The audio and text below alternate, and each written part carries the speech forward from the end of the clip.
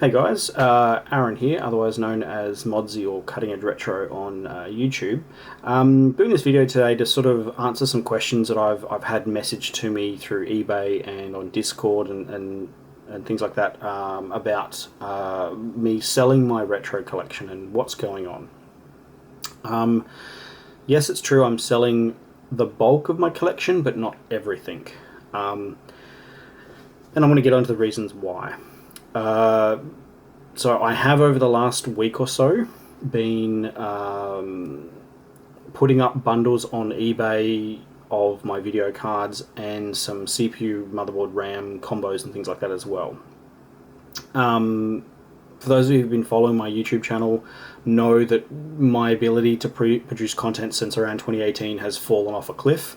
And in the years since then, that has my ability to utilize what free time I has changed. My priorities has changed, and my, I guess, interest in doing the content has changed as well. As much as I try to, I wouldn't say that's technically true. There's a lot of stuff I'd still want to do. I just don't have the ability to do it in terms of time, right? And 7 weeks ago, 6-7 weeks ago, we had our second child, a nice little healthy baby girl. So now I'm a two-time dad. Time is going to be even more restrictive now for the next God knows how many years. And my priorities for what I wanted to do, someone just messages me on eBay now about one of my bundles, very interestingly. So especially over the last 6 months or so, probably almost a year, I've been considering selling my collection. I think I mentioned to Nathan from Pixel Pipes and a few others, maybe even a year or so ago, I said, I'm thinking about it, not sure why. I didn't really give any reasons. I think I just mentioned it's been on my mind, and there was a few deciding factors that finally now have come across my mind and made me make the decision to let go of my collection. For some of you who have been watching for a while, know the amount of time and effort I spent into curating my collection, getting very specific cards in very specific qualities, not just any random card off that's listed on eBay, for example. I've been very, very meticulous with what I buy. When I got into doing the collecting, initially it was to get my original history of video cards. Then it morphed into adjacent cards that matched up, the competitive card against the card that I had, for example. And then I happened to hit that time where retro cards were really cheap. You could get a 5950 Ultra, for example, for less than $200 Australian. Maybe around 100 to 150. GeForce 3 Ti 500s were selling for $50 on eBay, and there was a lot of them. GeForce 256s were $10-20. So it was really easy to amass a collection very quickly. And so I started to be like, okay, there's a lot of cards out here. I don't just want to get every single one at whatever quality. I kind of sat back and went, okay, I've got limited disposable income. Can I use my ability to buy cards to help me fund buying the cards I really want? So that's what I kind of set about. I actually bought different bundles. I bought bundles that might have had one card in it that I wanted. Then I on-sold, all the rest of the cards, for example. I think I bought a bundle of 3 or 4 9800 Pros just to get one out of that collection, and I sold the rest for 5 or 6 times the price of what I paid for the collection, for all of them in total. Back then that was I bought the bundle for $20 and I sold it for 100. I sold each of the cards individually, which made up about $100. So back then it was a lot less money. Everything was much more readily available. It wasn't that sorry, my voice is going. It wasn't that highly sought after. A lot of the stuff, it was a very niche, especially the period that we were collecting in. Voodoo 2 12 meg cards, for example, they were selling for the lesser quality branded ones were $50-$60. Maybe your Monster 3D ones or something, or your Orchid ones were selling for maybe $80 to $100. Australian, which is about, take 40% off that and you've roughly got the American dollar. Or 60% off it, or whatever it is at the moment, I can't remember. So things were pretty cheap, and I picked up some cards that I valued in my collection quite well that have just gone through the roof in terms of price, right? And so I was like, amassed a collection pretty quickly. Now, my ultimate goal was to get kind of every flagship NVIDIA card and every flagship ATI card. I had a few cards outside of that were for very specific builds, so like the few Voodoo cards that I had, I wasn't much into being a Voodoo collector, but I just happened to find a really good Voodoo 1, 2 and 3. Sadly, I missed several opportunities to pick up Voodoo 5 5500s. That was probably one of the cards that I wish I got to collect and play with, and I might still, I don't know, but especially during the time when I was actively really looking for one, the prices, they went from $200 a card to $1,000 a card. I don't have $1,000 to spend on a single Voodoo retro card that's going to ultimately be used for an hour and then sit on a shelf for several years, right? That just doesn't make sense to me. As cool as it would have been, I actually had an entire build waiting to put one of those cards in it, because it was going to be this awesome dual socket, dual chip, sort of deal with 2 gig of RAM. In fact, I'm selling the rest of that system now on eBay. If you're interested, you can go and check it out. It's going to be like this ultimate Windows 2000 build. Yeah, that was going to be fun. But anyway,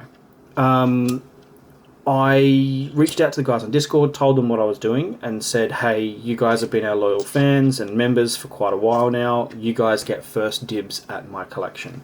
I'm going to be selling them in bundles, apart from a few, especially the video cards, because I do not have the time or the logistics time to handle every card individually. That was a nightmare that I just did not want to have to deal with. So I sat down and went through. I have a list anyway, like an inventory list. Hadn't updated it in a few years.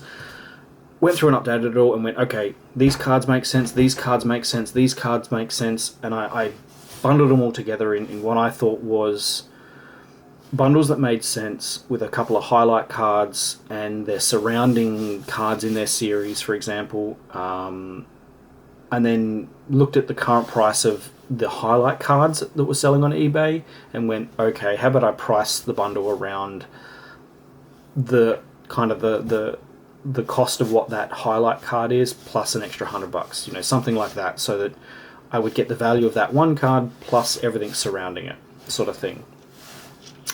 So I didn't go after top dollar for everything.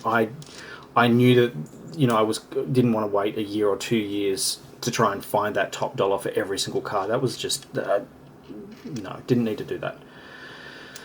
But what tipped me over the edge to finally want to actually, yeah, okay, I'm willing to take a bit of heartbreak and sell some of these cards, was that one of my other hobbies that I unfortunately, to this day, still wish I had kept up with, but I ended up letting go for personal reasons, was golf. This is something that I did with my dad, and with, ever since I was a kid, I used to go up to the golf course, before school some days. That was, apart from sailing and some other sports and stuff I've done, golf was like the one thing I just absolutely loved doing. I could do it with friends, I could do it with family, I could do it on my own. It was just, I absolutely loved it. And through various reasons, I let it go for many years, kept my clubs, which, my parents initially were like, don't ever sell these, and I'm glad I listened to them and didn't. And over the years I've played every now and then, with some housemates I've had, and with, family when they've come over that have played golf and stuff, and my dad still played a little bit. But I never really caught that bug again until recently. And boy, have I caught it again, because I'm at that time in my life where I need something that's outside the house, that's for me, so I can get out of the house, clear my head, be able to step away from work, step away from, you know, family, and have that space when I can to think and clear my head and do something that I'm enjoying to do that's challenging for me as well. You know, I used to always challenge myself when playing golf, not just to, you know, hit the ball straight, for example, but stupidly, even to my own detriment, play shots that, even if they didn't make sense, just to challenge myself. Could I pull off that shot, you know, like a nice high draw or something, on a, you know, stinger into a green and have it hold, you know, random stuff like that I used to love doing. And that kind of bit me again. You know, my father-in-law plays golf, and he's kind of like, hey, come on to the golf course, we'll play again, and, you know, got really into it again. However, I still have the clubs that I had when I was 14, 15 years old. Now, yes, they're full adult-size clubs, but these are from the 90s. They are not in any way suitable for a modern... For modern me. I'm a different person. I'm built differently now. A little bit more upper body strength, a little bit more weight. You know, I move differently. I've been stuck in a computer chair for 20 years, right? So it's like... time to really find something that's a bit more appropriate and suitable to me playing golf now. And so I did a lot of research into what it would cost me to get set up with new equipment. Did I want to go down the route of getting lessons? Did I want to get fitted for clubs so they're really tailored towards me? What clubs are around me that I want to do memberships with? What's that going to cost? And I did all of that, and I'm like, shit, I need like $5,000, right? And so what can I do to sort of get that? And I'm sitting here going, this collection just doesn't make sense anymore. I'm never going to be able to enjoy it. I've had to bury it away because my son was starting to, you know, get interested. You know, for those of you who used to watch, you know, my Instagram and things like that, I used to have my collection on a huge big bookshelf, or two bookshelves basically. And I used to love it because I used to love sit there. It'd be always next to me at my desk. So if I was, you know, in a shitty mood or whatever, I'd always look at the collection and pick up a card and be like, yeah, this is really cool. I want to do a video around this card, you know. I just don't. It's different. My life has changed, right? I can't do that anymore. I had to put all the stuff away because my son was starting to like, oh, look, video card with fans, and he'd play with them and I'd be like, you know, let's not break that. So still let him play with them every now and then, the ones that are not super fragile, right? But life has just changed. So I decided, okay, took inventory. What do I know? What do I want to keep? That was the first thing. Is like, okay, whatever I decide to do with all this other stuff, what is the most important thing that I want to feel happy with at the end of the day? And that is, what do I want to keep? So I put together a thing of what do I want to keep.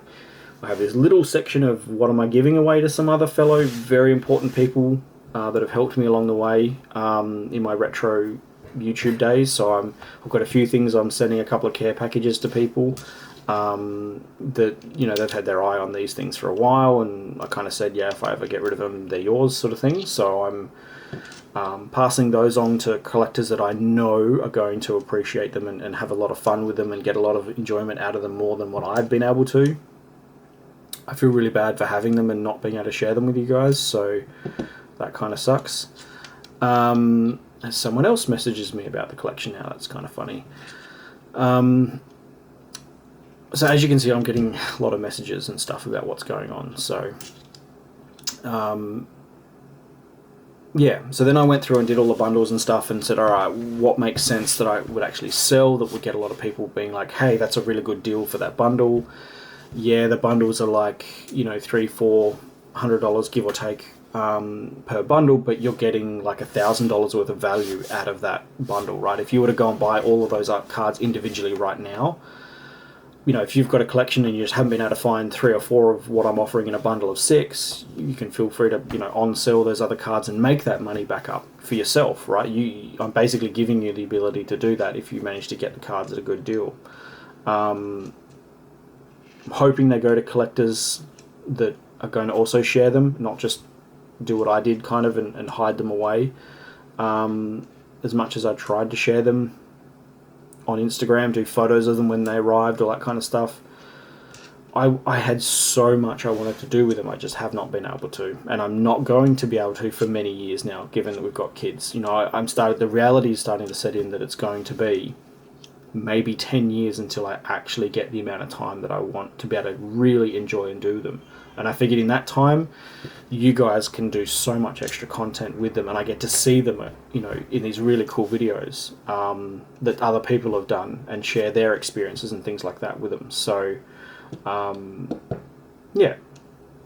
So I'm basically reinvesting the money that I had in those cards into my other hobby, which is golf. And that was the one thing that tipped me over the edge for wanting to sell them. You know, I've always maintained good, you know, a good philosophy of my hobbies fund my hobby, if that kind of makes any sense, where I can make sure that whatever's happening family side, my hobby isn't something that's affecting the family. You know, as much as it's taken up the amount of space that it has. You know, my wife's a nerd as well, so she gets it, which is cool. She has her own things that she does, so it's like, yeah. So that's what's happening. I'm keeping enough that I will return to do content, maybe with a thinner collection that's less overwhelming almost. You know, I look at the collection right now, I've got a lot of it sitting in tubs in bubble wrap next to me, set out in these bundles ready to ship off to you guys. And I'm going, man, do I have the ability to do like a few final videos before these cards go? And I'm going, the moment I start wanting to do that, I'm going to want to do it for all of them, and then I'm going to start cancelling sales. I just was like, nah, get them out of here, kind of thing, right? Someone locally here in Melbourne bought the first bundle locally and shipped it off to him. It's now arrived with him, and you know, enjoying it and stuff. And you know, saying to him, I actually got a bit emotional on the way home. Didn't think I would, and I'm like, yeah, there goes a couple of years of my life of those cards, like trying to find those cards, you know. And what's making it feel a bit better is it's hopefully these cards are going to people that are also going to appreciate them and have fun and share them. That's the main thing, you know. Even if it's just the unboxing of it and being like, hey, look at my cool, you know, collection. Look at the cards I've added to my collection. I hope to see them again. Who knows? Am I going to collect again? Probably not to the extent that I did. My interests and my hobbies lie a bit elsewhere, as much as I love playing retro games and using my retro machines. I'm keeping enough to maintain it as a hobby, but you know, something I can do when I get home from work at 9 o'clock at night. I can sit down and spend, you know, an hour playing through a Far Cry level or something like that, right? Not have to spend an entire weekend trying to produce a video about that 1 hour of Far Cry footage, you know, something like that. So the YouTube content, I will try to do it, but it might take a different form. It might be a year before I get another video. I don't know what the deal is. I might do one after all my collection's gone, showing you guys what have I got left. In fact, that actually is probably what's going to happen. I know I'm going to be doing a here's my new golf club video, because I've also but I've got another channel that's like my non-branded channel, basically, where I'm just going to be doing like vloggy golf video stuff. So there's a few things I want to do around that. But yeah, anyway. Thanks for watching, guys.